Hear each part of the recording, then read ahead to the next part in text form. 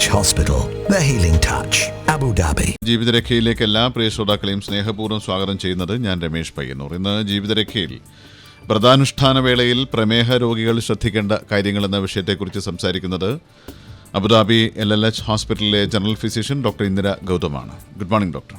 Good morning. ഈ വ്രതാനുഷ്ഠാന വേളയിൽ രോഗികൾക്ക് പ്രത്യേക ചിട്ട തന്നെ പറഞ്ഞിട്ടുണ്ട്. കാരണം പകൽ മുഴുവൻ ഒരു 10-15 മണിക്കൂറിലേറെ സമയം ഭക്ഷണം കഴിക്കാതെ വെള്ളം കുടിക്കാതെ ഇരിക്കുമ്പോൾ സ്വാഭാവികമായിട്ടും അവരുടെ ആരോഗ്യ കാര്യത്തിൽ ശരീരത്തിൻ്റെ പല കാര്യങ്ങളിലും വ്യത്യാസം ഉണ്ടാവുമല്ലോ. പ്രമേഹ രോഗികൾ എന്തൊക്കെ കാര്യങ്ങൾ ശ്രദ്ധിക്കണം ഈ അവസരത്തിൽ? പ്രമേഹ രോഗികൾ നോമ്പ് നോൽക്കുമ്പോൾ അവർ 2 മാസം മുന്നേ തയ്യാറെടുക്കണം. പിന്നെ അവർ ഏത് ഗ്രൂപ്പിൽപ്പെട്ട, അതായത് ഡയബറ്റിക് പേഷ്യൻസിനെ തന്നെ നമ്മൾ 3 കാറ്റഗറി ആയിട്ട് വെക്കും. അതവർ ഏത് ഗ്രൂപ്പിൽപ്പെട്ടവരാണ് എന്നുള്ളത്, അവർ കഴിക്കുന്ന മരുന്നുകളെ കുറിച്ച് അതിൽ ഡോസ് അഡ്ജസ്റ്റ്മെൻറ്റ് ചെയ്യേണ്ടി വരും. അതിനെപ്പറ്റി അവർ അവെയർ ആയിരിക്കണം.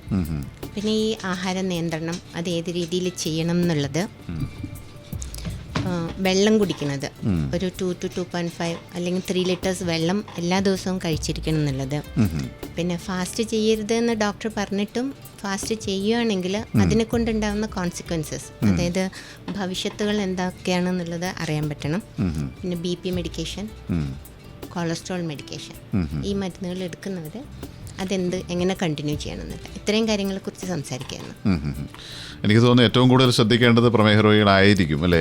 സ്വാഭാവികമായിട്ടും. തീർച്ചയായിട്ടും. കാരണം ഭക്ഷണം ഒരുപാട് നേരം ഭക്ഷണത്തിൽ നിന്ന് മാറി നിൽക്കുമ്പോൾ അവരുടെ ശരീരത്തിൻ്റെ പല പ്രവർത്തനങ്ങളും ആ രീതിയിൽ മാറും. ഇതിപ്പോൾ ഞാൻ നേരത്തെ സൂചിപ്പിച്ചു 15 മണിക്കൂറോളം നമ്മൾ ഭക്ഷണം കഴിക്കാതെ ഇരിക്കുന്നു. ആ 15 മണിക്കൂർ കഴിഞ്ഞ് നോമ്പ് മുറിക്കുന്ന സമയത്ത് നമുക്കങ്ങനെ ഒരു കണ്ടമാനം ഭക്ഷണം കഴിക്കാൻ പറ്റാത്തൊരവസ്ഥയായിരിക്കില്ല. അപ്പോൾ എങ്ങനെ ആയിരിക്കണം അത്, ഭക്ഷണ രീതി എങ്ങനെ ആയിരിക്കണം?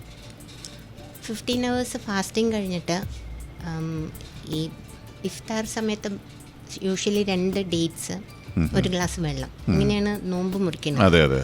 അത് കഴിഞ്ഞിട്ട് പ്രാർത്ഥന കഴിഞ്ഞിട്ടാണ് അവർ ഭക്ഷണം. ഇഫ്താറിൻ്റെ ഭക്ഷണവും സുഹൂറിൻ്റെ ഭക്ഷണവും ഡിഫറെൻ്റ് ആണ്. ഇഫ്താറിൻ്റെ സമയത്ത് നമ്മൾ കഴിക്കുന്നത് പെട്ടെന്ന് നമ്മൾക്ക് ഗ്ലൂക്കോസ് കിട്ടുന്ന ടൈപ്പ് ഭക്ഷണമായിരിക്കണം, ദഹിച്ച് പെട്ടെന്ന് ആഗിരണം ചെയ്യാൻ പറ്റണത്. നേരെ മറിച്ച് സുഹൂറിന് കഴിക്കുന്ന ഭക്ഷണം കോംപ്ലക്സ് കാർബോഹൈഡ്രേറ്റ്സ്, അതായത് ദഹനം മെല്ലെ നടക്കുന്ന രീതിയിൽ, കൂടുതൽ നേരം നമ്മുടെ ശരീരത്തിലേക്ക് ഗ്ലൂക്കോസ് കിട്ടുന്ന രീതിയിലുള്ള ഭക്ഷണമായിരിക്കണം. ഇതാണ് മെയിൻ ഡിഫറൻസ്. അതുപോലെ തന്നെ ഇപ്പോൾ ഈ BP ഉള്ള ആൾക്കാർ, അപ്പോൾ ഈ ഭക്ഷണത്തിൽ നിന്ന് മാറി നിൽക്കുമ്പോൾ BP-യുടെ അളവിൽ വ്യത്യാസം ഉണ്ടാകുമോ? ഈ ഹൈപ്പർ ടെൻഷൻ, ബ്ലഡ് പ്രഷറിൽ ഡയബറ്റിക് പേഷ്യൻസ് അല്ലാത്തവരും തന്നെ ഫാസ്റ്റിംഗ് ചെയ്യുമ്പോഴെന്താ ഉണ്ടാകുന്നത് വെച്ചാൽ ഡീഹൈഡ്രേഷന് ചാൻസ് കൂടുതലാണ്. ശരീരത്തിൽ നിർജ്ജലീകരണം സംഭവിക്കാം. അപ്പോൾ ആ സമയത്ത് എന്താ വെച്ചാൽ BP ലോ ആവാൻ ചാൻസ് കൂടുതലാണ്. പിന്നെ പുറത്ത് ജോലി ചെയ്യുന്നവർക്ക് സ്വെറ്റിംഗ് ഉണ്ടാകുമ്പോഴും നിർജ്ജലീകരണം സംഭവിക്കും. അപ്പോൾ അവർക്ക് BP കുറയാനുള്ള സാധ്യതയാണ്, ലോ BP ആവാൻ വേണ്ടിയിട്ട്. അത് കാരണം ബ്ലഡ് പ്രഷറിൻ്റെ ഡോസ് ചിലപ്പോൾ അഡ്ജസ്റ്റ് ചെയ്യേണ്ടി വരും. അങ്ങനെ അവർക്ക് തലച്ചുറ്റൽ അല്ലെങ്കിൽ ഓറിയൻറ്റേഷൻ, അതായത് ഓർമ്മക്കുറവ് വരിക, അങ്ങനെയൊക്കെ എന്തെങ്കിലും വരികയാണ്, അതായത് ബോധം പോവുക, അങ്ങനെ എന്തെങ്കിലും സംഭവിക്കുകയാണെങ്കിൽ തീർച്ചയായിട്ടും അവരെ ഡോക്ടറെ കണ്ടിട്ട് BP-യുടെ ഡോസേജ് അഡ്ജസ്റ്റ് ചെയ്യേണ്ടി വരും, BP മെഡിക്കേഷൻ. അപ്പോൾ ഏതൊക്കെ രോഗികളാണ് ശരിക്കും ഈ നോമ്പിൽ നിന്ന് മാറി നിൽക്കേണ്ടത്? ശരിക്കും ഈ ചില രോഗികൾക്ക് നോമ്പിൽ നിന്ന് മാറി നിൽക്കാം എന്ന് തന്നെ പറഞ്ഞിട്ടുണ്ടല്ലോ. അപ്പോൾ ഏത് തരം രോഗികളാണ് അങ്ങനെ നോമ്പിൽ നിന്ന് മാറി നിൽക്കേണ്ടത്? അതാണ് ഞാൻ തുടക്കത്തിൽ പറഞ്ഞത്. നമ്മൾ ഫാസ്റ്റിംഗ് ചെയ്യാൻ വേണ്ടിയിട്ട് ഒരു 2 മാസം മുമ്പ് തന്നെ നമ്മൾ അതിനുള്ള തയ്യാറെടുപ്പ് നടത്തണം. 2 months മുന്നേ തന്നെ ഡോക്ടറെ കണ്ടിട്ട് അവരുടെ സ്റ്റാറ്റസ് എത്രയാണ്, ഷുഗർ കൺട്രോൾ എങ്ങനെയാണ്, അത് കൺട്രോളിലല്ലെങ്കിൽ എന്ത് ചെയ്തിട്ട് അത് കൺട്രോളിലാക്കണം എന്നുള്ള കാര്യം അവർ 2 months മുന്നേ തന്നെ എൻ്റെ തുടക്കം ചെയ്യണം. അല്ലാതെ റംദാൻ്റെ 1 week മുന്നേ വന്നിട്ട് ഡോക്ടർ എൻ്റെ ഷുഗർ ചെക്ക് ചെയ്യണം, എൻ്റെ HbA1c എത്രയുണ്ടെന്ന് നോക്കട്ടെ എന്ന് പറഞ്ഞിട്ട് കാര്യമില്ല. 2 months മുന്നേ തന്നെ തയ്യാറെടുപ്പുകൾ നടത്തണം. മരുന്നുകൾ ചിലപ്പോൾ ഡോസ് അഡ്ജസ്റ്റ് ചെയ്യേണ്ടി വരും, ജീവിതചര്യ ക്രമപ്പെടുത്തേണ്ടി വരും, എക്സസൈസ്, ഫുഡ് എല്ലാം നമ്മൾ ചിലപ്പോൾ അഡ്ജസ്റ്റ് ചെയ്യേണ്ടി വരും. അപ്പം അത് കഴിഞ്ഞിട്ട് നമ്മൾ ഈ ഷുഗർ വാല്യൂം പിന്നെ അവർ കഴിക്കുന്ന മരുന്നുകൾ HbA1c ഒക്കെ വെച്ചിട്ട് നമ്മൾ പേഷ്യൻസിനെ കാറ്റഗറൈസ് ചെയ്യണം. അതിലേറ്റവും റിസ്ക് കുറഞ്ഞ പേഷ്യൻസ് എന്ന് പറയുന്നത് ഡയബറ്റീസ് വെറും ഡയറ്റിലും എക്സസൈസിലും കൺട്രോൾഡ് ആവുന്ന പേഷ്യൻസാണ് ഏറ്റവും റിസ്ക് കുറഞ്ഞത്. പിന്നെ മെറ്റ്ഫോമിൻ, അതായത് ഗ്ലൂക്കോഫേജ് കഴിക്കുന്നവരെയും റിസ്ക് കുറഞ്ഞ കൂട്ടത്തിലാണ്. പിന്നെ moderate risk, high risk. High risk എന്ന് പറഞ്ഞാൽ നമ്മൾ ഇൻസുലിനിൽ ഷുഗർ മാനേജ് ചെയ്യുന്ന പേഷ്യൻസ്, പ്രത്യേകിച്ചും ടൈപ്പ് 1 പേഷ്യൻസ് കംപ്ലീറ്റ്ലി ഒഴിവാക്കണം എന്നാണ് പറയുന്നത്. ടൈപ്പ് 2 പേഷ്യൻസിൽ തന്നെ ഇൻസുലിൻ എടുത്തിട്ട് ഷുഗർ കൺട്രോൾ ചെയ്യുന്ന ആൾക്കാരുണ്ടാവും. അവർ പ്രത്യേകിച്ച് അത് ഹൈ റിസ്ക് കാറ്റഗറിയാണ്. പിന്നെ ഷുഗർ കൺട്രോൾഡ് അല്ലാത്തവർ, ഇത് ഇൻസുലിൻ എടുത്തിട്ടും കൺട്രോൾ അല്ലാത്ത കാറ്റഗറി.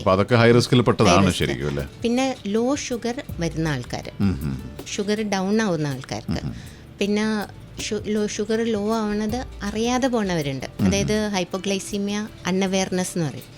അങ്ങനെയുള്ളവർ ഫാസ്റ്റിംഗ് എടുക്കണ്ടെന്നാണ് സജഷൻ. പിന്നെ കഴിഞ്ഞ ഒരു 3 മാസത്തിനുള്ളിൽ ഡയബറ്റിക് കീറ്റോസിഡോസിസ് അല്ലെങ്കിൽ HHS എന്നൊക്കെ പറയുന്ന കോംപ്ലിക്കേഷൻസ് മുന്നേ ഈ കഴിഞ്ഞ 3 മാസത്തിനുള്ളിൽ വന്നവർ എടുക്കരുതെന്ന് പറയും. എന്നുവെച്ചാൽ ഇതൊക്കെ ഹൈ റിസ്ക് കാറ്റഗറിയിൽ വരുന്ന, കിഡ്നി പ്രോബ്ലം ഉള്ളവർ, ഡയാലിസിസ് ചെയ്യുന്ന ആൾക്കാർ, ഇതൊക്കെ ഹൈ റിസ്കിൽ വരും. ഇപ്പോൾ നമ്മൾ ഈ മരുന്ന് കഴിക്കുന്ന ആൾക്കാർ തന്നെ പലരും നോമ്പെടുക്കുന്ന ആൾക്കാരുണ്ട് പലതിനും. ഇപ്പോൾ BP ക്കായാലും അതുപോലെ തന്നെ പ്രമേഹത്തിനായാലും മറ്റ് അസുഖങ്ങളായാലും. അപ്പോൾ ഈ മരുന്നെടുക്കുമ്പോൾ സ്വാഭാവികമായിട്ടും ഇത്രയും മണിക്കൂറുകൾ മരുന്നും അവർക്ക് എടുക്കാൻ പറ്റില്ലല്ലോ. ഇല്ല. അപ്പോൾ അതെങ്ങനെയാണ് അത് മാനേജ് ചെയ്യുക? ഇവിടെയും ഏത് ടൈപ്പ് മരുന്നെടുക്കുന്നതിനനുസരിച്ചാണ് ഈ മാനേജ്മെൻറ്റ് വരുന്നത്. അതായത് ഇപ്പം ഗ്ലൂക്കോഫേജ് മാത്രം എടുക്കുന്ന ഒരാൾ, മെറ്റ്ഫോമിൻ മാത്രം എടുക്കുന്ന ഒരാൾ, അതിൻ്റെ 2/3 ഡോസ് ഇഫ്താറിൻ്റെ കൂടെയും 1/3 ഡോസ് സുഹൂറിൻ്റെ കൂടെയും എടുക്കാനാണ് പറയാം. അതായത് ഇപ്പോൾ ഒരു പെർ ഡേ ഒരു 1500 മില്ലിഗ്രാം, അതായത് 500 മില്ലിഗ്രാം 3 നേരം എടുക്കുന്ന ഒരാൾ 1000 മില്ലിഗ്രാം ഇഫ്താറിൻ്റെ കൂടെയും 500 മില്ലിഗ്രാം സുഹൂറിൻ്റെ കൂടെ അങ്ങനെ എടുക്കണം. അതൊരു കാറ്റഗറി ഗ്രൂപ്പ്. പിന്നെ ഒരു കാറ്റഗറി ആൾക്കാർ ഈ സൾഫണൈൽ യൂറിയ പറയും, അതായത് ഡയമൈക്രോൺ, അമറിൽ, ഈ മരുന്നുകളൊക്കെ എടുക്കുന്ന ആൾക്കാർക്ക് ഇതേപോലെ തന്നെ ഡോസ് അഡ്ജസ്റ്റ് ചെയ്യണം. സപ്പോസ് ഇപ്പോഴ് ഈ ഡയമൈക്രോൺ 60 മില്ലിഗ്രാമിൻ്റെ അത് രാവിലെയും രാത്രിയും ഓരോന്ന് കഴിച്ചുകൊണ്ടിരിക്കുന്ന ആളാണെങ്കിൽ ആ ഡോസ് എങ്ങനെ അഡ്ജസ്റ്റ് ചെയ്യുന്ന വെച്ചാൽ ഇഫ്താറിൻ്റെ കൂടെ 60 മില്ലിഗ്രാം കൊടുക്കും, ഒരു ഫുൾ ഡോസ് കൊടുക്കും. പക്ഷേ സുഹൂറിൻ്റെ കൂടെ ഹാഫ് ഡോസേ കൊടുക്കുള്ളൂ, അതായത് പകുതി കഴിച്ചാൽ മതി എന്ന് പറയും. ഇപ്പോൾ ഈ 10-28 ദിവസത്തോളം നോമ്പ് വരും. അപ്പോൾ അതിൻ്റെ ഇടയിൽ ഒരു ചെക്കപ്പ് നടത്തേണ്ട ആവശ്യം വരുന്നുണ്ടോ? ഇൻസുലിൻ എടുക്കുന്ന പേഷ്യൻസ് റെഗുലറായിട്ട് ഷുഗർ ചെക്ക് ചെയ്തിരിക്കണം. അല്ലാത്തവർക്ക് എപ്പോഴെങ്കിലും ഈ ലോ ഷുഗർ അല്ലെങ്കിൽ ഹൈ ഷുഗർ വരികയാണെങ്കിൽ അവർ വീട്ടിൽ തന്നെ ഷുഗർ ചെക്ക് ചെയ്യണം. ചെക്ക് ചെയ്യാനുള്ള സൗകര്യം ഇല്ലെങ്കിൽ അവരവരുടെ ഹോസ്പിറ്റലിൽ പോയിട്ട് ബ്ലഡ് ഷുഗർ ചെക്ക് ചെയ്തിരിക്കണം. കാരണം ലോ ഷുഗറും ഹൈ ഷുഗറും നമ്മൾ എക്സ്പെക്ട് ചെയ്യുന്ന ഒരു കോംപ്ലിക്കേഷനാണ് ഡയബറ്റിക് പേഷ്യൻസിൽ, പ്രത്യേകിച്ചും ഷുഗർ കൺട്രോൾ ഇല്ലാത്തവർക്ക്. ഞാൻ പറഞ്ഞല്ലോ 2 months മുന്നേ ചെക്ക് ചെയ്യണം. ആ സമയത്ത് തന്നെ നമുക്ക് കാറ്റഗറൈസ് ചെയ്യാൻ പറ്റും പേഷ്യൻറ്റിനെ ഏത് ഗ്രൂപ്പിൽ പെടുന്നു എന്നുള്ളത്. അതനുസരിച്ചിട്ട് ചെക്ക് ചെയ്യുന്നതാണ് നല്ലത്. അതുപോലെ തന്നെ ഗർഭിണികൾ ഇൻസുലിൻ എടുക്കുന്നവർ ചെയ്യരുതെന്നാണ് പറയുന്നത്. കാരണം അത് അമ്മയ്ക്കും കുഞ്ഞിനും ദോഷം ചെയ്യണം. അവർ ഒഴിവാക്കിയ കാറ്റഗറിയാണ്. പക്ഷെ പിന്നെയും ചെയ്യണമെന്നാണെങ്കിൽ അവർ കൂടുതൽ പ്രിക്കോഷൻ എടുത്തിട്ട് ചെയ്യണം. ഷുഗർ ലോ ആവാതെ നോക്കണം. അപ്പോൾ അവർക്കും റെഗുലർ ചെക്കപ്പ് വേണ്ടി വരും അല്ലേ? തീർച്ചയായിട്ടും. വേറെ ഡോക്ടർ പറഞ്ഞല്ലോ കിഡ്നി പേഷ്യൻസിനൊക്കെ അവരൊക്കെ ഹൈ റിസ്കിൽ പെടുന്നതാണ്. അവരൊക്കെ റെഗുലറായിട്ട് മോർ ഫ്രീക്വൻ്റ് ആയിട്ട് കൂടുതൽ തവണ ബ്ലഡ് ഷുഗർ ചെക്ക് ചെയ്യേണ്ടി വരും. ഡോസ് അഡ്ജസ്റ്റ്മെൻറ്റും ആവശ്യമായിട്ട് വരും. അതിൽ ഈ ഭക്ഷണത്തിൻ്റെ കാര്യം നേരത്തെ ഡോക്ടർ പറഞ്ഞു ഏതൊക്കെ കാര്യങ്ങൾ ശ്രദ്ധിക്കണം എന്ന് പറഞ്ഞു. പക്ഷേ എന്തൊക്കെ ഭക്ഷണം കഴിക്കാമെന്ന് പലർക്കും ഐഡിയ ഉണ്ടാവില്ല. നമുക്കിപ്പോൾ ഡോക്ടർമാർ പൊതുവായിട്ട് പറഞ്ഞു കൊടുക്കുമ്പോൾ അവർക്ക് അറിയണമെന്നില്ല. ശരിക്കും ഏത് തരത്തിലുള്ള ഭക്ഷണമാണ് നല്ലത്? ശരിക്കും ഞാൻ ഇഫ്താർ പാർട്ടിക്ക് പോകാറുണ്ട്. അപ്പോഴും കണ്ടിരിക്കുന്നത് എങ്ങനെയാണെന്ന് വെച്ചാൽ നോമ്പ് മുറിക്കുന്ന സമയത്ത് ഒരു ഗ്ലാസ് ജ്യൂസ് ഉണ്ടാവും, അത് മധുരമിട്ടതാണ്. പിന്നെ ഡേറ്റ്സ് ഉണ്ടാവും, ഫ്രൂട്ട്സ് ഉണ്ടാവും. പിന്നെ അതിൻ്റെ കൂടെ കുറേ ഈ ഫ്രൈഡ് ഐറ്റംസ് അതായത് സമോസ, പക്കോട, അങ്ങനെ കുറേ സാധനങ്ങളുണ്ടാവും. ഞാൻ ജസ്റ്റ് അതിൻ്റെ ഒരു കാലറി അറിയിക്കാൻ വേണ്ടിയിട്ട് പറയാണ്. ഒരു സമോസ, നമ്മൾ ഈ പൊട്ടാറ്റോ ഉരുളക്കിഴങ്ങ് ഇട്ടിട്ട് ഉണ്ടാക്കുന്ന ഒരു സമോസ 300 കാലറീസാണ്. നമുക്ക് ഓർക്കേണ്ടതെന്ന് വെച്ചാൽ ഒരു ഡയബറ്റിക് പേഷ്യൻറ്റിന് നമുക്കൊരു ദിവസം ഇത്ര കാലറീസ് എന്ന് ഓൾറെഡി നമ്മൾ പറയുന്നുണ്ട്. അതായത് അവരുടെ ജോലി രീതി അനുസരിച്ചൊക്കെ ഒരു 1500 തൊട്ട് 2000 കാലറീസ് വരെയാണ്. അപ്പോൾ സപ്പോസ് ഇതൊരു 1500 കാലറീസ് എടുക്കേണ്ട ഒരാളാണെന്ന് വിചാരിക്കുക. അപ്പോൾ ആ ആളുടെ ഇഫ്താറിൻ്റെ സമയത്ത് ഡേറ്റ്സ്, ഒരു 2 ഡേറ്റ്സും 1 ഗ്ലാസ് വെള്ളവും 2 സമോസയും കഴിക്കാമെന്ന് വയ്ക്കുക. ഒരു ഡേറ്റിൻ്റെ ഒരു കാലറി, ഒരു ഡേറ്റ് ചെറിയ ഡേറ്റ് ആണെങ്കിൽ 30 കാലറി വരും. വലിയ ഡേറ്റില്ലേ, ഒരു വലിയ ഡേറ്റ് ആണെങ്കിൽ 60 കാലറി, 60 കാലറീസ്. അപ്പോൾ നമ്മൾ ഒരു നല്ല ഫ്ലഷി ആയിട്ടുള്ള 2 ഡേറ്റ്സ് എടുക്കുകയാണ്. അപ്പോൾ 60 120 കാലറി. പിന്നെ ഒരു ജ്യൂസിൻ്റെ കാലറി, അതിപ്പോൾ നമുക്കൊരു 40 to 60 കാലറീസ്. പഞ്ചസാര ഇട്ടതിൻ്റെ കാലറീസ് കൂട്ടാണ്. അപ്പോൾ 60 40 120 40 പ്ലസ് 2 സമോസ, അത് 600 കാലറി. 600 720 760 കാലറി ആവുകയാണ്. നമുക്ക് പെർ ഡേ പറഞ്ഞിരിക്കുന്ന 1500 കാലറീസ് ആണ്. അപ്പോൾ നമ്മൾ ഭക്ഷണം കഴിക്കാതെ തന്നെ ചെറിയ ഐറ്റംസ് കഴിച്ചിട്ട് തന്നെ ഇത്രയും കാലറി വരികയാണ്. അപ്പം അറിയാതെ നമ്മൾ കൂടുതൽ കാലറീസ് കഴിക്കുകയാണ് ഈ സമയത്ത്.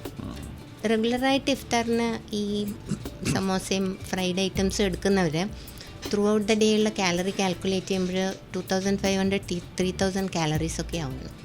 അപ്പോൾ നമ്മൾ വറുത്തതും പൊരിച്ചതായിട്ടുള്ള ഇനങ്ങളാണ് ഒഴിവാക്കേണ്ടത് കംപ്ലീറ്റ്ലി. അപ്പം എനിക്ക് തോന്നുന്നു ഡോക്ടർ പറഞ്ഞ പോലെ ഇഫ്താറിന് ഏറ്റവും കൂടുതൽ വിഭവങ്ങൾ വരുന്നത് അത്തരം വിഭവങ്ങളാണ് വരുന്നത്. ആൾക്കാർ കൂടുതൽ കഴിക്കുന്നതും അത്തരം വിഭവങ്ങളാണ്. പിന്നെ അതിന് പുറമെയാണ് പിന്നെ അവർ മെയിൻ കോഴ്സ് വരുമ്പോഴാണ് ചിക്കനും മട്ടണും അങ്ങനെയുള്ള ഐറ്റംസൊക്കെ. അതിന് കാലറി അത്രയും കൂടില്ലേ? അതെ പറഞ്ഞ 1500 കാലറീസ് പെർ ഡേ എന്നുള്ളത് 3000 കാലറീസിന് മേലേക്ക് പോവുകയാണ്. ഇതൊക്കെ കാൽക്കുലേറ്റ് ചെയ്ത് വരുമ്പോൾ. പിന്നെ ഡയബറ്റിക് പേഷ്യൻസ് ശ്രദ്ധിക്കേണ്ട ഒരു കാര്യം, ഒരു നേരത്ത് ഒരുപാട് കഴിക്കാണ്ട് വയറ് വിശന്നിട്ട് നമ്മൾ ബ്രേക്ക് ചെയ്ത് കഴിഞ്ഞാലും ചെറിയ ക്വാണ്ടിറ്റിയിൽ ഫ്രീക്വൻ്റ് ആയിട്ട് കഴിക്കുക. ഈ ഇഫ്താർ തൊട്ട് സുഹൂർ വരെയുള്ള ടൈമിൽ അങ്ങനെ കഴിക്കുക. പിന്നെ സുഹൂറിൻ്റെ ഭക്ഷണം കഴിയുന്നതും ഏറ്റവും ലേറ്റായിട്ട് കഴിക്കുക. അത് നേരത്തെ കഴിച്ചു വെക്കാണ്ട് ഏറ്റവും ലേറ്റായിട്ട് കഴിക്കുക. അപ്പോൾ നമുക്ക് ഡേ ടൈമിലോട്ടുള്ള കാലറീസ് ആ സുഹൂറിലെ ഫുഡ് കൊണ്ട് മാനേജ് ചെയ്യാൻ പറ്റും. അതാണ് ശ്രദ്ധിക്കേണ്ടത്. ഇപ്പോൾ കൊച്ചു കുട്ടികൾ മുതൽ വളരെ വയോധികരായിട്ടുള്ള ആൾക്കാർ വരെ നോമ്പെടുക്കുന്നുണ്ട്. ഈ കൊച്ചു കുട്ടികളും അതുപോലെ തന്നെ വളരെ പ്രായം ചെന്ന ആൾക്കാരും എന്തൊക്കെ കാര്യങ്ങൾ ശ്രദ്ധിക്കണം? അവരും ഈ കാര്യങ്ങളൊക്കെ തന്നെയാണ് നോക്കേണ്ടത്. പ്രായമുള്ളവർക്കാണെങ്കിൽ കൂടുതലും ഈ ഷുഗർ ലോ ആവാനുള്ള സാധ്യത വളരെ കൂടുതലാണ്. പിന്നെ അതുപോലെ തന്നെ ഹൈഡ്രേഷൻ വളരെയധികം ശ്രദ്ധിക്കേണ്ട ഒരു കാര്യമാണ്. അതായത് വെള്ളം, അത് ഈ പെപ്സിയും കോളയും അല്ലെങ്കിൽ ഫ്രൂട്ട് ജ്യൂസും അല്ല, പ്ലെയിൻ വാട്ടർ, വെറും വെള്ളമാണ് കുടിക്കാൻ പറയുന്നത്. ഈ ചായയും കോഫിയും കുടിക്കുന്നതുകൊണ്ട് കാപ്പി പ്രത്യേകിച്ച് ഒഴിവാക്കണം. കാരണം എന്ന് വെച്ചാൽ അത് കഫീനാണ്. കഫീൻ എന്ന് പറഞ്ഞാൽ ഡയൂറിറ്റിക് ആണ്, കൂടുതൽ യൂറിൻ പാസ് ചെയ്യാനും നിർജ്ജലീകരണം സംഭവിക്കാൻ സാധ്യതയുണ്ട്. കോഫി ഒഴിവാക്കുന്നതാണ് നല്ലത്. പിന്നെ വെള്ളമാണെങ്കിലും പ്ലെയിൻ വാട്ടർ കഴിക്കാൻ വേണ്ടി ശ്രദ്ധിക്കുക. ഇത് ഈ ഇഫ്താർ തൊട്ട് സുഹൂർ വരെയുള്ള ടൈം കൊണ്ട് നമ്മൾ ആവശ്യത്തിനുള്ള 2.5 to 3 liters of water കുടിച്ചിരിക്കണം.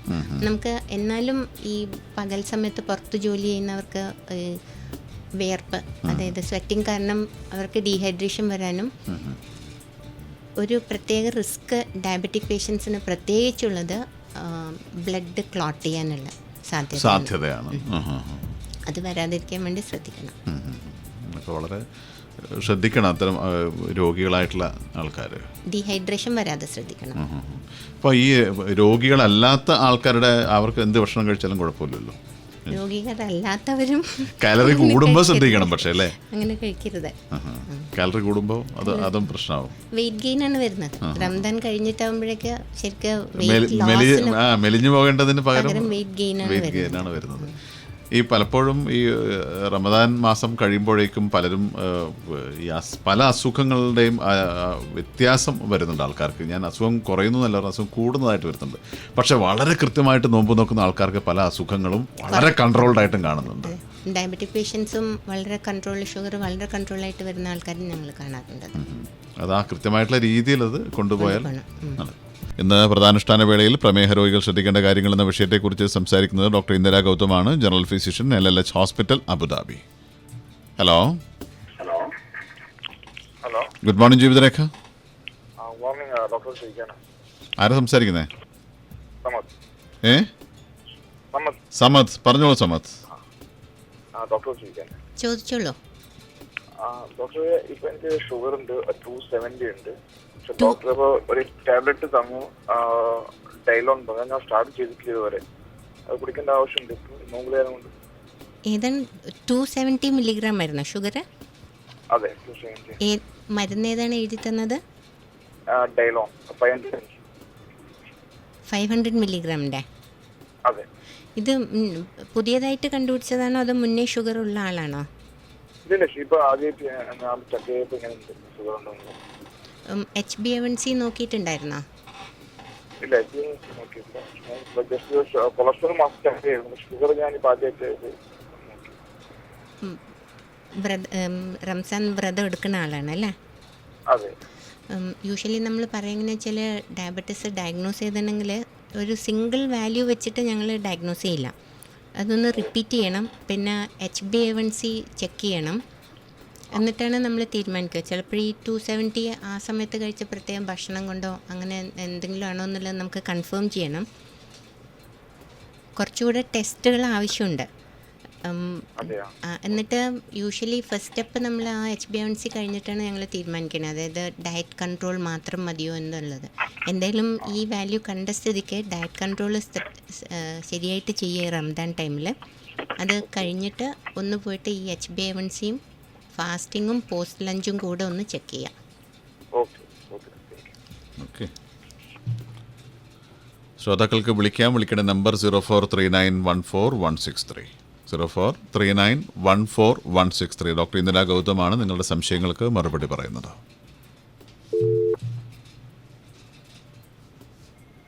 Hello. Good morning Jeevitharekha. Good morning. I am Amjith calling from Bahrain ആണ്. പറയാം അംജിത്. ഡോക്ടറോട് പറഞ്ഞോളൂ, ചോദിച്ചോളൂ. ഓക്കെ ഡോക്ടർ, എനിക്ക് തൈറോയിഡിന് വേണ്ടിയിട്ട് ഞാൻ തൈറോക്സിൻ മെഡിസിൻ കഴിക്കുന്നതാണ്. 100. അപ്പോൾ ഏത് സമയത്ത്? ഞാനിപ്പോ സുഹൂറിന്റെ ടൈമിലാണ് കഴിക്കുന്നത്. സമയത്ത് കഴിച്ചാൽ കുഴപ്പമുണ്ടോ? അങ്ങനെ ചെയ്താൽ മതിയോ? സുഹൂറിന്റെ സമയത്ത് തന്നെയാണ് അത് കഴിക്കേണ്ടത്, രാവിലെ. ഓക്കെ. അപ്പോൾ രാവിലെ എണ്ണിട്ട് ഉടനെ തന്നെ ഇത് തൈറോക്സിൻ കഴിച്ചിട്ട് അത് കഴിഞ്ഞിട്ട് എന്തെങ്കിലും സുഹൂറിന് വേണ്ടിയിട്ടുള്ള സ്നാക്സ് കഴിക്കും? അങ്ങനെ കറക്റ്റാണ് ചെയ്യണത്, ശരിയാണ് ചെയ്യണത്. പ്രോബ്ലം ഇല്ലല്ലോ അല്ലേ? അങ്ങനെ ചെയ്യുന്നുണ്ട്. അങ്ങനെ തന്നെയാണ് ചെയ്യേണ്ടത്. Okay okay thank you very much. Hello. Good morning ജീവിതരേഖയാണ്, പറഞ്ഞോളൂ. ഞാൻ ഡോക്ടറോട് സംസാരിക്കുന്നു. റേഡിയോ വോളിയം കുറച്ച് വെക്കൂ പ്ലീസ്. ഓക്കെ. പറയൂ. ഞാൻ ഷുഗറിന് മരുന്ന് കഴിക്കുന്ന ആളാണ് 3 വർഷമായിട്ട്. ഓക്കെ. 6.3 6.6 ലൈക്ക് അങ്ങനെയാണ് എൻ്റെ ക്വാണ്ടിറ്റി വരിക. ഞാൻ അബുദാബി LLHലാണ് നോക്കിക്കൊണ്ടിരിക്കുന്നത്. എവരി 3 മന്ത് ഞാൻ പോയി ടെസ്റ്റ് ചെയ്യാറുണ്ട്. എനിക്ക് തരുന്ന ഞാൻ കഴിച്ചുകൊണ്ടിരിക്കുന്ന മരുന്ന് ഗ്ലൂക്കോഫേജ് 500 ആണ്. രാവിലെയും വൈകിട്ടാണ് ഞാൻ കഴിച്ചുകൊണ്ടിരുന്നായിരുന്നു. ഇപ്പൊ ഞാൻ നോമ്പെടുക്കുന്നതുകൊണ്ട് മഗ്‌രിബിന് ഫുത്തൂർ കഴിഞ്ഞിട്ടും പിന്നെ അത്താഴത്തിനും ശേഷമാണ് ഞാനിപ്പോ മരുന്ന് അങ്ങനെ കഴിക്കുന്നത്. എനിക്ക് ഫ്രൂട്ട്സ് കഴിക്കുന്ന ഞാൻ ആദ്യം ഇതേപോലെ നോമ്പില്ലാത്ത സമയത്ത് ഞാൻ ഒരു ദിവസം ഒരു ഫ്രൂട്ട്സ് ഒക്കെ വെച്ച് കഴിച്ചിരുന്നു, ആപ്പിളും ഓറഞ്ചും അങ്ങനെയൊക്കെ. ഞാൻ നോമ്പ് തുറക്കുന്ന സമയത്ത് ഞാൻ ഫ്രൂട്ട്സ് കഴിക്കുന്നതുകൊണ്ട് കൂടുതൽ പ്രശ്നങ്ങൾ ഉണ്ടാവോ? പേര് പറഞ്ഞില്ല. അബ്ദുറഹ്മാൻ എന്നാണ് എൻ്റെ പേര്. അബ്ദുറഹ്മാൻ, നിങ്ങളുടെ ഷുഗർ ശരിക്കും ഫുള്ളി കൺട്രോൾഡ് ആണ്. നമ്മൾ നേരത്തെ പറഞ്ഞ റിസ്ക് കാറ്റഗറിയിൽ നിങ്ങൾ ഏറ്റവും റിസ്ക് കുറഞ്ഞ കാറ്റഗറിയിലാണ് വരിക. ഗ്ലൂക്കോഫേജ് 500 2 നേരം കഴിക്കുന്നത് നോമ്പിന്റെ സമയത്തും അതേപോലെ തന്നെ കണ്ടിന്യൂ ചെയ്യാം, നിർത്തരുത് അത്. ഫ്രൂട്ട്സ് കഴിക്കുന്നത് നമ്മൾ നേരത്തെ പറഞ്ഞല്ലോ, ഒരു ദിവസം ഒരു 1500 to 1800 കാലറീസാണ് പറയണത്. അപ്പോൾ ഈ ഇഫ്താറിൻ്റെ സമയത്ത് ഫ്രൂട്ട്സ് നല്ലതാണ്. എന്തുകൊണ്ടെന്ന് വെച്ചാൽ അത് പെട്ടെന്ന് നമുക്ക് ഗ്ലൂക്കോസ് തരും. നമ്മൾ ആ സമയത്ത് ഒരു ഫ്രൂട്ടിന് പകരം 2 ഫ്രൂട്ട് കഴിക്കുന്നുണ്ടെങ്കിൽ അതനുസരിച്ച് അരിഭക്ഷണം കുറച്ചാൽ മതി. ടോട്ടൽ കാലറീസ് സെയിം ആയിട്ട് മെയിൻറ്റെയിൻ ചെയ്യാൻ നോക്കുക. അത്താഴത്തിന് ചോറാ കഴിക്കുന്നത്, അതുകൊണ്ട് കുഴപ്പമില്ലല്ലോ അല്ലേ? ഈ 10 മണിക്ക് രാത്രി രാത്രി വെളുപ്പിന് രാവിലത്തെ സുഹൂറിന്റെ സമയത്ത് അരി ഭക്ഷണം കഴിക്കുന്നത് കഴിയുന്നതും മട്ടേരി ഉപയോഗിക്കുക. ഏതരി ഡോക്ടർ? മട്ട അരി, ചുമന്ന അരി. കാരണം വെച്ചാൽ വൈറ്റ് റൈസ് ആകുമ്പോൾ അത് പെട്ടെന്ന് ദഹിച്ചിട്ട് പെട്ടെന്ന് നമ്മളെ ഷുഗർ അബ്സോർബായിട്ട് പിന്നെ പെട്ടെന്ന് അത് തീരുകയും ചെയ്യും. അപ്പം അതാണ്, അതായത് കോംപ്ലക്സ് കാർബോഹൈഡ്രേറ്റ് എന്ന് പറയും. കൂടുതൽ സ്ലോ ആയിട്ട് മെല്ലെ ദഹിച്ചിട്ട് ഷുഗർ കിട്ടുന്നതാകുമ്പോൾ കൂടുതൽ നേരം നമുക്ക് ശരീരത്തിൽ ആവശ്യത്തിനുള്ള ഷുഗർ ഉണ്ടാവും. അരി ഭക്ഷണം കഴിക്കാം. Hello hello. റേഡിയോ ശബ്ദം കുറച്ച് വെക്കൂ. ഓഫ് ചെയ്തു കേട്ടോ. പറയൂ സാറേ, ഞാൻ എൻ്റെ പേര് ജലീൽ. ഞാൻ എൻ്റെ മോൾക്ക് വേണ്ടിയിട്ട് ചോദിക്കണേ. പറയൂ ജലീൽ. എൻ്റെ മോൾക്ക് തൈറോയിഡിന്റെ പ്രോബ്ലം ഉണ്ട്. അവൾക്ക് ഇപ്പോൾ 12 വയസ്സായി. പറയോ ഡോക്ടർ, മോൾക്ക് വേണ്ടിയിട്ടാണ്. മോൾക്ക് ഇപ്പൊ 12 വയസ്സായി. തൈറോയിഡിന്റെ പ്രോബ്ലം ഉണ്ട്. 1 വർഷം മുന്നെയാണ് ഇപ്പൊ അത് കണ്ടത്. അപ്പൊ ഇപ്പൊ അടുത്ത് ഇപ്പൊ ചെക്ക് ചെയ്തപ്പോ അത് തൊണ്ടയിൽ അങ്ങനെ മുഴയും കാര്യങ്ങളൊന്നുമില്ല, ബ്ലഡിലാണെന്ന് പറഞ്ഞത്. അത് മുഴുവനായിട്ട് മാറ്റാൻ പറ്റുമോ? അത് ഒന്ന് അറിയാൻ. ഇപ്പൊ കഴിക്കുന്നത് 50 ഒരു ദിവസം 50 ഡോസിന്റെ ഗുളിക, അടുത്ത ദിവസം 25 ആണ് കഴിക്കുന്നത്. ഓക്കെ. ഈ തൈറോയിഡ് ഈ 12 വയസ്സുള്ള കുട്ടിക്ക് ചിലപ്പോഴൊരു ഫിസിയോളജിക്കൽ എന്ന് പറയും. അതായത് ഗ്രോത്തിൻ്റെ സമയത്ത്, വളർച്ചയുടെ സമയത്ത് നമ്മളെ ശരീരത്തിൽ തൈറോയിഡിൻ്റെ ആവശ്യം കൂടുതലാണ്.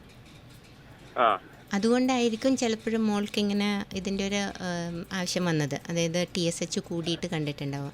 കുറച്ച് ആദ്യം ടെസ്റ്റ് ചെയ്തപ്പോ എത്ര കുറവായിരുന്നു. ഇപ്പോ രണ്ടാമത് ഇപ്പോ ഒരു 6 മാസം കഴിഞ്ഞ് ചെക്ക് ചെയ്തപ്പോ 7.2 അങ്ങനെ എന്തോ ആണ്. അതിന്റെ കറക്റ്റ് അറിയുന്നില്ല. അതായത് പെൺകുട്ടികളെ വളർച്ചയുടെ സമയമാണിത്, അവരുടെ പീരിയഡ്സ് തുടങ്ങുന്ന ടൈമും അങ്ങനെ. അത് നോർമൽ ഫിസിയോളജിക്കൽ ഗ്രോത്തിന് വേണ്ടിയിട്ട് ശരീരത്തിലെ തൈറോയിഡിൻ്റെ അളവ് കൂടുന്ന ഒരു സമയമാണിത്. ചിലപ്പോൾ കുറച്ച് കഴിഞ്ഞാൽ ഈ മോൾക്ക് ചിലപ്പോൾ അതിൻ്റെ ആവശ്യം വന്നില്ല എന്ന് തന്നെ വരും. അത് പക്ഷേ കണ്ടിന്യൂസ്ലി മോണിറ്റർ ചെയ്തിട്ടേ നമുക്ക് പറയാൻ പറ്റുള്ളൂ. ശരിയാണ്. ഇപ്പൊ തുടർച്ചയായിട്ട് ഇനിയിപ്പോ പറഞ്ഞിരിക്കുന്ന 2 മാസം ഗുളിക വെച്ചിട്ട് ഒന്നുകൂടി ചെക്ക് ചെയ്തിട്ട് ചെല്ലാനാ പറഞ്ഞിരിക്കുന്നത് ഡോക്ടർ. അത് റെഗുലറായിട്ട് വിസിറ്റ് ചെയ്യുക. എന്നിട്ട് അതിൻ്റെ ഡോസ് അഡ്ജസ്റ്റ് ചെയ്യും. ചിലപ്പോൾ ഇത്രയും ആവശ്യം വരുന്നില്ലെങ്കിൽ ഡോസ് കുറക്കും. എന്നിട്ട് പിന്നെ ആ റിക്വയർമെൻ്റ് അനുസരിച്ചിട്ട് ബ്ലഡ് ടെസ്റ്റ് റിസൾട്ട്സ് അനുസരിച്ചിട്ട് ചിലപ്പോഴത് കുറച്ച് കഴിഞ്ഞാൽ നിർത്തും, ആവശ്യം കഴിയുമ്പോൾ. ഞാനിപ്പോ അത് ലൈഫ് ടൈം അങ്ങനെ ഉപയോഗിക്കാണ്ട് യൂസ് ചെയ്യേണ്ടി വരുമെന്നുള്ള അതാണ് ടെൻഷൻ. നമുക്കതങ്ങനെ പറയാൻ പറ്റില്ല. പറ്റില്ലല്ലേ? Okay okay, thank you doctor. Good morning Jeevitharekha. Good morning. ഖത്തറിനാണ് അഷ്റഫ്. പറയൂ അഷ്റഫ്. ഡോക്ടർ, ഈ ബ്ലഡ് പ്രഷർ റേഞ്ച് എത്രയാണ്? 95 ലോ ലെവലില്, 145 ഹൈ ലെവലില്. അത് ഈ ബ്ലഡ് പ്രഷർ നമ്മൾ കാറ്റഗറൈസ് ചെയ്തിട്ടുണ്ട്. അതും ഈ ഇൻ്റർനാഷണലിൽ തന്നെ നമ്മൾ പറയുന്നത്. അതായത് ഏറ്റവും നല്ലത് 120/80 ആണ്. പക്ഷേ അത് നോർമൽ. അത് കഴിഞ്ഞാൽ നമ്മൾ പ്രീ ഹൈപ്പർ ടെൻഷൻ എന്ന് പറയും. അതായത് 139/89 വരെ, 139/89 വരെ, അതായത് 139 മേലെയും 89 താഴെ വരെയും പ്രീ ഹൈപ്പർ ടെൻഷൻ എന്ന് പറയും. ആ സമയത്താണ് നമ്മൾ ഭക്ഷണത്തിൽ ഉപ്പ് കൺട്രോൾ ചെയ്യാനും ഫിസിക്കൽ എക്സസൈസ് ചെയ്യാനും അതൊക്കെ ട്രൈ ചെയ്യാൻ വേണ്ടി പറയാം. പിന്നെ 140 തൊട്ട് 159 വരെ ആ സമയത്ത് നമ്മൾ മരുന്നെടുക്കണം. അതുപോലെ തന്നെ 90 എബവ് വന്നു കഴിഞ്ഞാൽ ആദ്യം ഡയറ്റ് കൺട്രോൾ, എക്സസൈസ് ഇതൊക്കെ നോക്കുക. അതിൽ കൺട്രോൾ ആവണില്ലെങ്കിൽ നമ്മൾ മരുന്നെടുക്കണം. നിങ്ങൾക്കിപ്പം ഡയസ്റ്റളിക്ക് 96 ഉണ്ടെന്നല്ലേ പറഞ്ഞേ?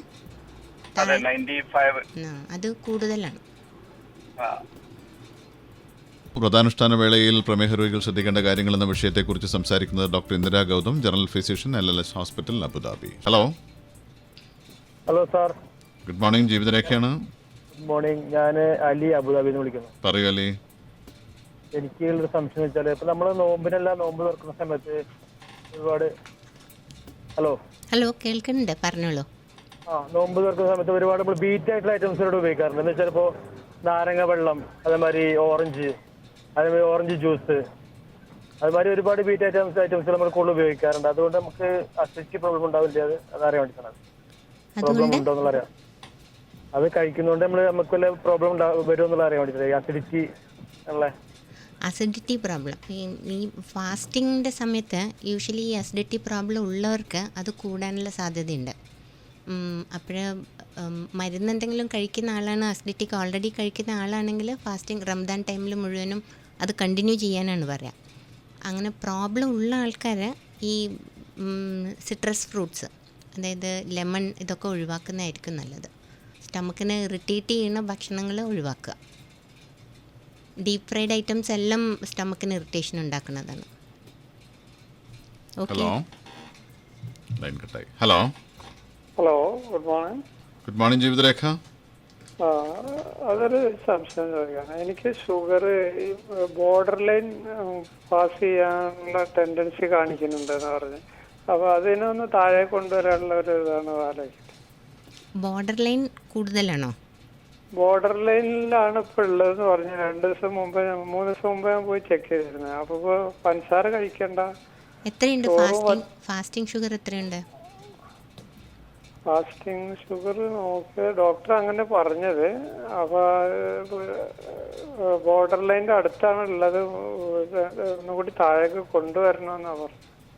അത് മിക്കവാറും ഫാസ്റ്റിംഗ് ചിലപ്പോൾ കുറച്ച് കൂടുതലായിട്ടുണ്ടാവും. നമ്മൾ യൂഷ്വലി 100 തൊട്ട് 125 വരെ ഫാസ്റ്റിംഗ് ഷുഗർ പ്രീ ഡയബറ്റിസ് എന്ന് പറയും, അതായത് നിങ്ങളുടെ ബോർഡർ ലൈൻ എന്ന് പറയുന്നത്. അപ്പം അത് ആ സമയത്ത് നമ്മൾ ചെയ്യേണ്ടത് ജീവിതചര്യയിൽ വ്യത്യാസം വരുത്തുക, അതായത് ഭക്ഷണത്തിൽ ക്രമം വരുത്തുക, എക്സസൈസ് റെഗുലറായിട്ട് ചെയ്യുക, നന്നായിട്ട് ഉറക്കം ശ്രദ്ധിക്കുക.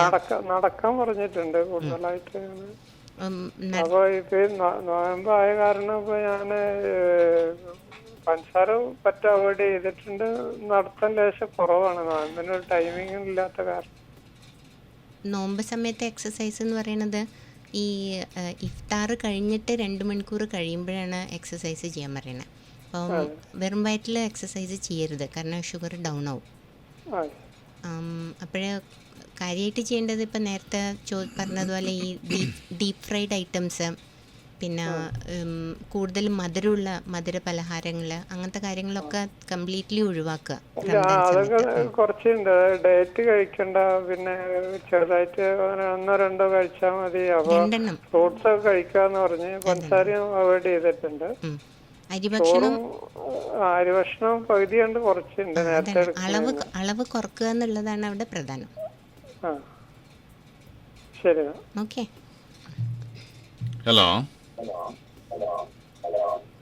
റേഡിയോ വോളിയം കുറച്ച് വെക്കൂ please.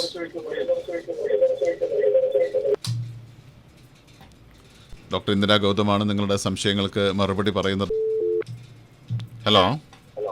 Hello, good morning Jeevitharekha. Good morning sir. ആരാണ്, പറയൂ. എൻ്റെ പേര് അബ്ദുൽ കരീം എന്നാണ്. പറയൂ അബ്ദുൽ കരീം. അപ്പം ഈ ഇഫ്താറിന്റെ സമയത്ത് കഴിക്കേണ്ട ഇതൊക്കെ പറഞ്ഞല്ലോ, അതുപോലെ തന്നെ ഈ സുഹൂറിന്റെ സമയത്ത് കൂടുതൽ നമുക്ക് പിടിച്ചേക്കാൻ പറ്റിയ ഭക്ഷണം എന്താ കഴിക്കാൻ പറ്റുക? കൂടുതലും ഫൈബർ കണ്ടന്റ് കൂടുതലുള്ളത് കഴിക്കാം. അതായത് ആ സമയത്ത് കഴിക്കുന്ന ഭക്ഷണത്തിൽ കുറച്ച് പ്രോട്ടീൻ, കുറച്ച് ഓയിൽ, അതായത് ഫാറ്റ്, കാർബോഹൈഡ്രേറ്റ്, ഇതെല്ലാം കൂടെ ചേർന്ന രീതിയിലായിരിക്കണം.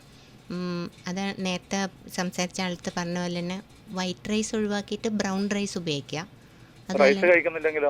കഴിക്കുന്നില്ലെങ്കിൽ ബ്രൗൺ ആട്ട വെച്ചിട്ടുള്ള ചപ്പാത്തി കഴിക്കുക, അതാണ് ഏറ്റവും ഉത്തമം. അതായത് വൈറ്റ് ആട്ടയല്ല, മൈദ ഉപയോഗിക്കരുത്. ബ്രൗൺ ആട്ട വെച്ചിട്ടുള്ള ചപ്പാത്തി അല്ലെങ്കിൽ ബ്രൗൺ കുബൂസ്. ഈത്തപ്പഴം കഴിക്കാം. ഈത്തപ്പഴം കൂടുതൽ ഉചിതം ഈ ഇഫ്താർ വേളയിലാണ്, ഇഫ്താർ സമയത്താണ്. ശരി. ഡോക്ടർ ഇന്ദിര ഗൗതമാണ് നിങ്ങളുടെ സംശയങ്ങൾക്ക് മറുപടി പറയുന്നത്. Hello. Hello, good morning Jeevitharekha. Hello, അസ്സലാമു അലൈക്കും. വലൈക്കും സ്ലാം. ഞാൻ അബുദാബിന്ന് ടി പി അബ്ദുറഹ്മാൻ. പറയൂ അബ്ദുറഹ്മാൻ. പിന്നെ എനിക്ക് ഷുഗർ ഉള്ള ആളാണ്. പറയോ. അപ്പൊ പിന്നെ നമ്മൾ ഇൻസുലിൻ വെക്കുന്നുണ്ട്. രാവിലെ 30ഉം രാത്രി 20 വേണം. ഓക്കെ. ഇപ്പൊ നോമ്പ് കാലമായോണ്ട് ഞാനത് പിന്നെ വെക്കുന്നില്ല, ഇൻസുലിൻ വെക്കാതെ അങ്ങനെ നിൽക്കുന്നുണ്ട്. അപ്പൊ അത് പ്രശ്നം വരും. ഇൻസുലിൻ വെക്കുന്ന ഒരാളെ കംപ്ലീറ്റ്ലി ഇൻസുലിൻ നിർത്തരുത്. ഇപ്പം അബ്ദുറഹ്മാൻ രാവിലെ 30ഉം വൈകുന്നേരം 20ഉം ആണല്ലോ എടുത്തോണ്ടിരുന്നത്. അതെന്ത് ചെയ്യണമെന്ന് വെച്ചാൽ വൈകുന്നേരത്തെ ഇഫ്താർ നിങ്ങൾ നോമ്പ് മുറിച്ച് കഴിഞ്ഞിട്ട് പ്രാർത്ഥന കഴിഞ്ഞിട്ട് ഒരു ഭക്ഷണം കഴിക്കുന്നില്ലേ, ആ സമയത്ത് 30 യൂണിറ്റ് തന്നെ എടുക്കണം. സെയിം യൂണിറ്റ് എടുക്കുക. 30 യൂണിറ്റ് തന്നെ എടുക്കുക. എന്നിട്ട് രാവിലെ സുഹൂറിൻ്റെ സമയത്ത് നന്നായിട്ട് ഭക്ഷണം കഴിക്കുന്നുണ്ടെങ്കിൽ ഈ 20 യൂണിറ്റിൻ്റെ പകുതി, അതായത് 10 യൂണിറ്റ് എടുത്താൽ മതി. നേരെ മറിച്ച് രാവിലെ സുഹൂർ സമയത്ത് നിങ്ങൾ അധികം ഭക്ഷണം കഴിക്കാത്ത ആളാണ്. കാരണം പേഷ്യൻസ് പറയാറുണ്ട് ചിലപ്പോൾ രാവിലെ ഒന്നും കഴിക്കില്ല, ഒരു ഗ്ലാസ് പാലേ കുടിക്കുള്ളൂ, അല്ലെങ്കിൽ ചിലപ്പോൾ ഒന്നും കഴിക്കില്ല എന്ന് പറയും. ഞാൻ ഭക്ഷണം കൂടുതൽ കഴിക്കുന്നുണ്ട്, കാരണം പിന്നെ പ്രശ്നം വെക്കാൻ വേണ്ടിയിട്ട്. അതാണ്. അപ്പോൾ അങ്ങനെയാണെങ്കിൽ 20 യൂണിറ്റിന് പകരം രാവിലെ നേരത്തെ 10 യൂണിറ്റ് എടുക്കാം. പക്ഷേ അങ്ങനെ 2-3 ദിവസം എടുക്കുമ്പോഴേ നിങ്ങൾക്ക് മനസ്സിലാവും ആ 10 യൂണിറ്റും നിങ്ങളുടെ ബോഡി താങ്ങണുണ്ടോ എന്നുള്ളത്. അത് അങ്ങനെയല്ല, ഷുഗർ ഡൗൺ ആവണുണ്ടെന്ന് തോന്നുകയാണെങ്കിൽ രാത്രിത്തെ 30 യൂണിറ്റ് നിർബന്ധമായിട്ട് എടുക്കുക. രാവിലെ സുഹൂറിൻ്റെ സമയത്തുള്ള ഇൻസുലിൻ ഒഴിവാക്കുക. അത് ചെയ്തു കഴിഞ്ഞാലേ നമുക്കത് മനസ്സിലാവുള്ളൂ. ഇൻസുലിൻ നിർത്തരുത് കേട്ടോ.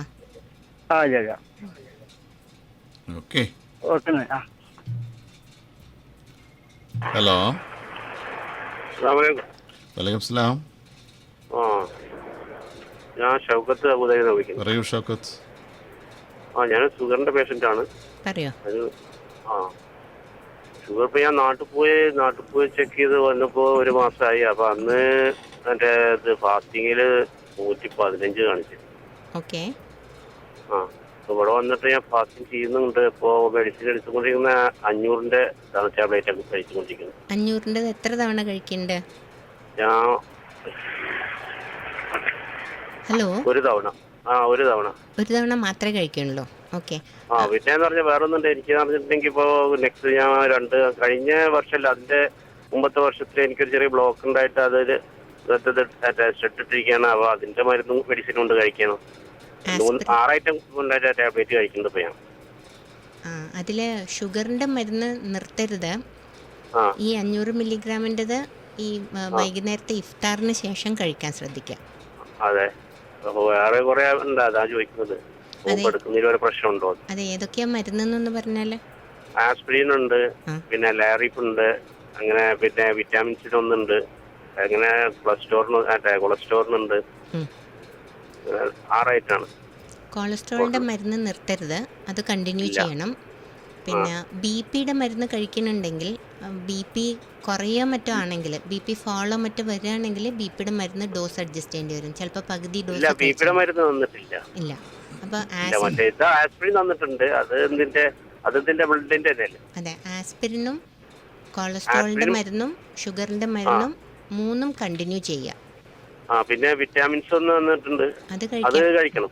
അത് കഴിച്ചാൽ കുഴപ്പമൊന്നുമില്ല, അത് കഴിക്കാം. അല്ലേ? ഇല്ല. അപ്പൊ അത് എങ്ങനെ കഴിക്കണം? ഇഫ്താറിന്റെ ടൈമിലല്ലേ കാലത്തോ? ഇഫ്താറിന്റെ ടൈമിലാണ് ഷുഗറിന്റെ മരുന്ന് കഴിക്കേണ്ടത്. ആസ്പിരിനും ആ സമയത്ത് തന്നെ കഴിക്കാം. അതല്ലേ? അപ്പൊ 3 നമുക്ക് ഇഫ്താറിന്റെ ടൈമിൽ 2 കാലത്തും കഴിക്കാം. മൾട്ടിവൈറ്റമിൻ ടാബ്ലറ്റ് രാവിലെ കഴിക്കാം. അത് ശരി. ഓക്കെ. നമ്മൾ സംസാരിച്ചത് ഡോക്ടർ ഇന്ദിര ഗൗതമാണ്, general physician, LLH hospital, Abu Dhabi. ഡോക്ടറുടെ കൂടുതൽ സേവനം നിങ്ങൾക്ക് ആവശ്യമാണെങ്കിൽ ബന്ധപ്പെടാം 02-633-5522 എന്ന നമ്പറിൽ. 02-633-5522. ജീവിതരേഖ ഇവിടെ പൂർണ്ണമാകുന്നു. Thank you doctor. Thank you.